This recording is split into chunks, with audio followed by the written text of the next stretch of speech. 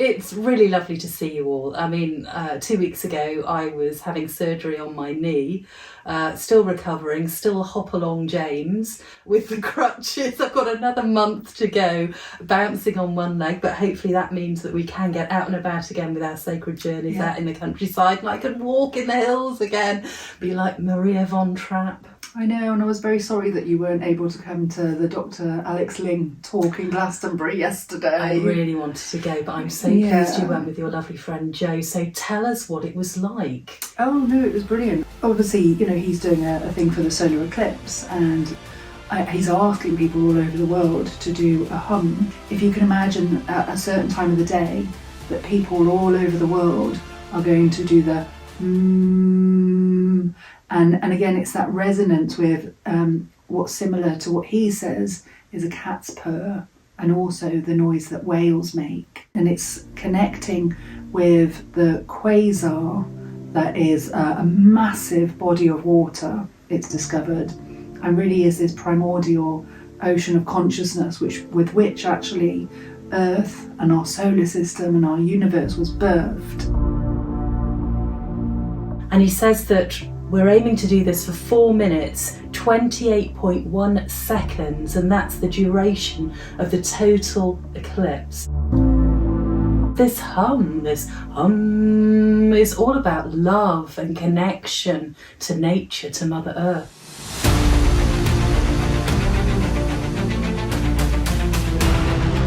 What happens sort of during eclipse windows and on the eclipses themselves, there can be a great sense of shadow.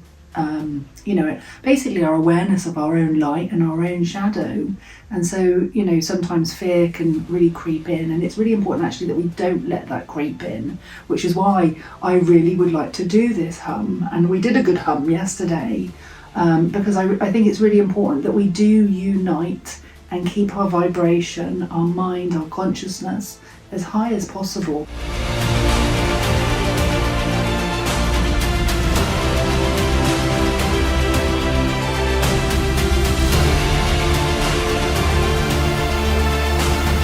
This solar eclipse is happening on the 8th of April at 17:39. That's our British summertime to start this hum of 4 minutes 28.1 seconds. And I really do believe this is a very powerful thing, and we have to understand that our intentions and sound carrying at such a pinnacle moment is going to be really important.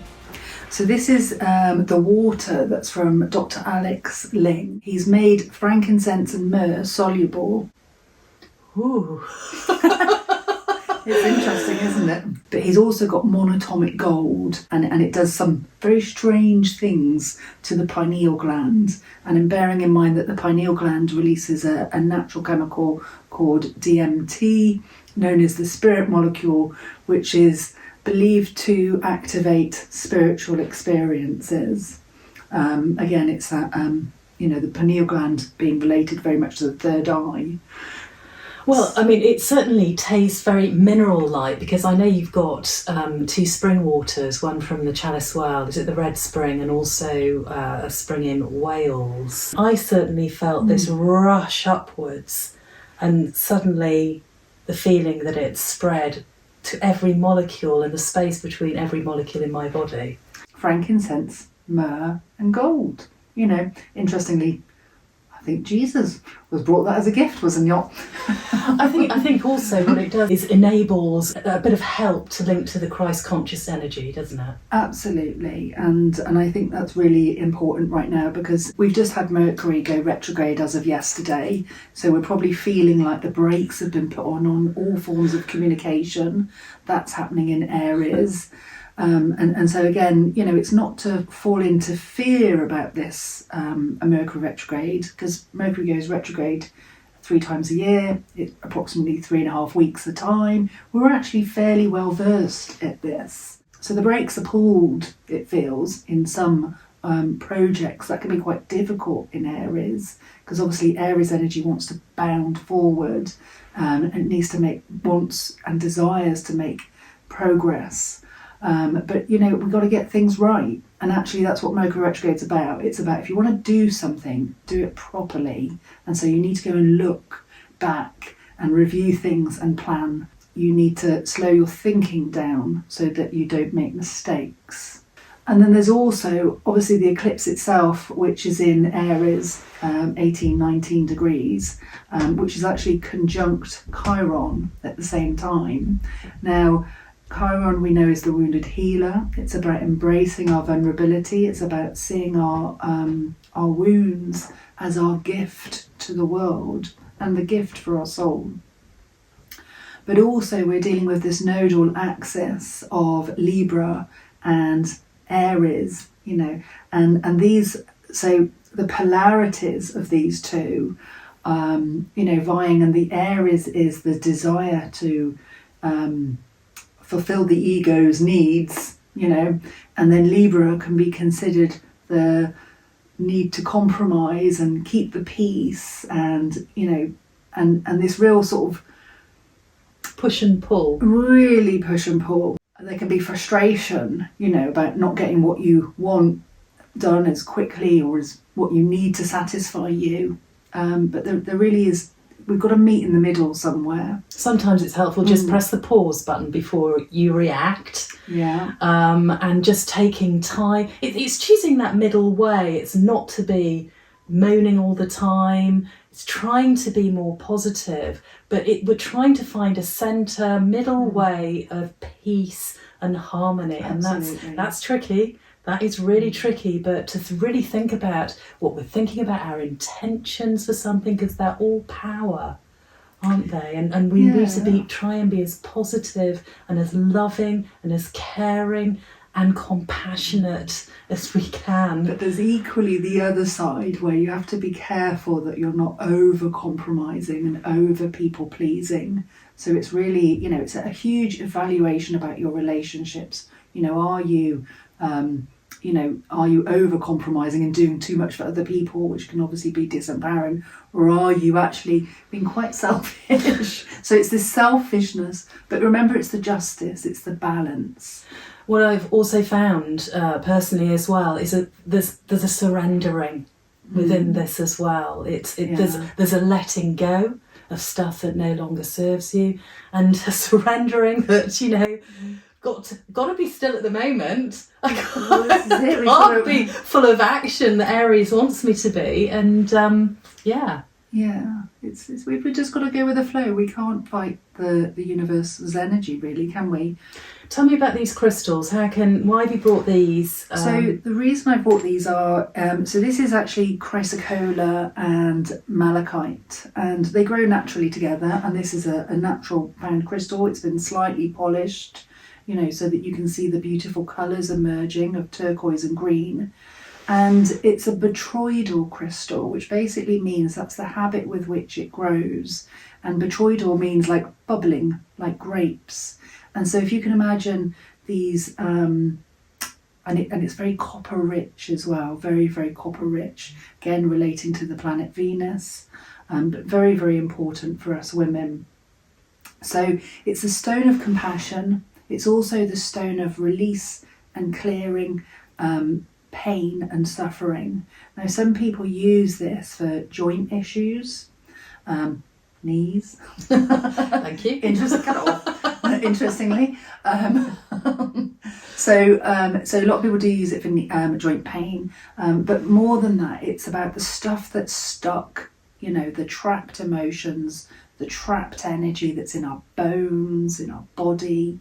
And it's really about letting it come up very, very gently, and being compassionate with yourself and others as that process happens. So acceptance, compromise, surrender, going with the flow. Yeah, great. Loving it. So anyway, this is a fantastic stone, which I'll let you borrow. Thank you. Thank you. Now this one is a little bit different. Okay, so this one is obsidian. And obsidian is a stone that's created from volcanoes erupting. And so if you can imagine right at the belly of the earth, you've got this humongous amount of heat and pressure and hot stuff actually pouring out, spitting out. And actually cools very, very quickly, meaning it has no crystalline structure. So it is actually quite rich in iron, and again that's why it gets its grounding help. So it helps us to ground, and again it's come out of the belly of the earth, but it also helps us deal with change, and it's empowering. Okay, so our ancestors used to use it for scrying, and they would use mirrors. This one here in particular is a carved one, and it's a Buddhist symbol, a thurpa dagger. So they were used by shepherds to pin the skin down to the floor.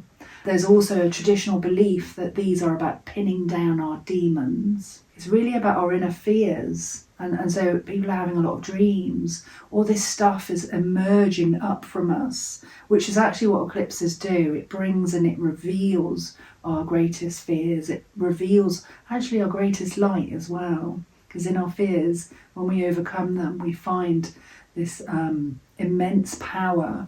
And so obsidian can be really, really helpful. But the shape of the thurpa dagger as a traditional symbol for, actually, I'm going to pin this fear down and I'm going to destroy it because it's not real. And if you think of fear as usually false evidence appearing real, it's usually something that's more about a mind, a thought, and a belief. And so maybe now this solar eclipse is about, it might be revealing to you your thoughts, your beliefs, your fears, but now is the time to really pin them down and to really let them go. So with compassion, gradually. And so that's why I've chosen these crystals. So this one obviously sounds a little bit scary, but it's actually much more about our internal psychological blockages. This energy right now is really about going into our heart. It's really about connecting with the heart of Mother Earth. And it's really about connecting in with the heart of the cosmos, actually. So really, we need to maintain our center and our balance. And so if we can just, again, it's like that, this part here, which is, and it's got its own lovely electrical magnetic field. And then if we think of the heart center of Gaia, Mother Earth, and then the heart center of the cosmic mother, and so you could call the cosmic mother the water, that actually allowed this earth to be inhabitable, if you think about the evolution of this planet. And of course it's created its own karma, and karma not being bad, karma being just cause and effect and a need to balance. And that's what this eclipse is about. It's an opportunity to rebalance, to dissolve some of this ego, this selfishness. So I hope you'll be doing the hum with us and with everyone else, and we'll see what happens. And obviously if you have got any of this aquane water, we'd love to hear what's going on with you. I'm sure Dr Alex Ling would like to know. We actually did the angel meditation to meet your guardian angel, didn't we? We recorded it, and you did the visuals to it, which are the Kalanish stones. Yes. For those that can't visualise in their heads, hopefully it's a connection with nature as well. And I actually really recommend watching that actually and listening to it and doing that meditation, because in particular it's about connecting with your guardian angel is like connecting with the home. And also your guardian angel, as hard as it is for us to sort of really understand, is fully connected to that point. It's an emanation of the divine source, the point of creation.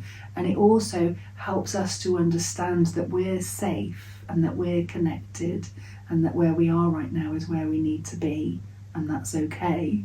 And so if anyone at all is feeling a bit lost, or feeling that they're not supported, or feeling a bit frightened, which I hope you're not, obviously, but connecting with your guardian angel is like having a home hug. It's like reminding yourself that you're completely safe.